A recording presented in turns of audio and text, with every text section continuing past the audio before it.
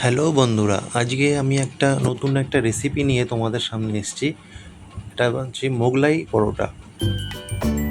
আর আজকে এই রবিবারে ছুটির সন্ধ্যেটায় একবারে পুরোপুরি কলকাতা স্টাইলে মোগলাইটা বানিয়ে ফেললাম আমি আর আমার বউ মিলে। তাহলে আর দেরি কেন, চলো দেখা যাক এই রেসিপিটা বানাতে গেলে কি কি দরকার আর কিভাবে এটা আমরা বানিয়ে ফেললাম। চলো।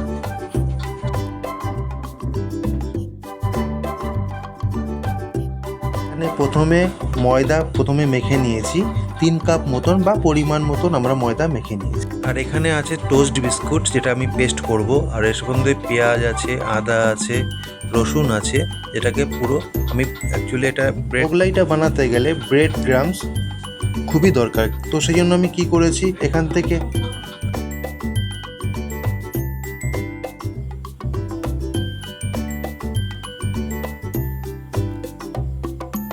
এই বিস্কুটের গুঁড়োগুলোকে ভালোভাবে পেস্ট করে নিয়েছি।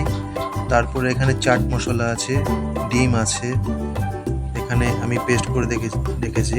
দেখো, এগুলোকে ভালোভাবে পেস্ট করে এগুলো একটা মিক্সির মধ্যে, এর মধ্যে পেঁয়াজ আছে, আদা আছে, রসুন, সব এগুলো একসাথে পেস্ট করে নিয়েছি। পেস্ট করে এবার ময়দাটা ভালোভাবে যত পাতলা করে বেলা যায় সেটাকে বেলেছি। এবার তার মধ্যে এই পেস্টটা দিয়ে ভালোভাবে সুন্দর করে এরকমভাবে মুড়িয়ে দিতে হবে, যাতে কোথাও থেকে যেন কোনো ফেটে না যায়। দেখবে যে কোথা থেকে কোথাও ফেটে না বেরিয়ে যাবে, সেই জন্য এটা ভালোভাবে মুড়িয়ে দিয়ে এটা ফ্রাই করতে হবে। তাহলে বন্ধুরা, খুব অল্প সময়ে আর অল্প খরচায় এইভাবে তোমরা বাড়িতে ঘরে বসে মোগলাই পরোটা তোমরা বানাতে পারো।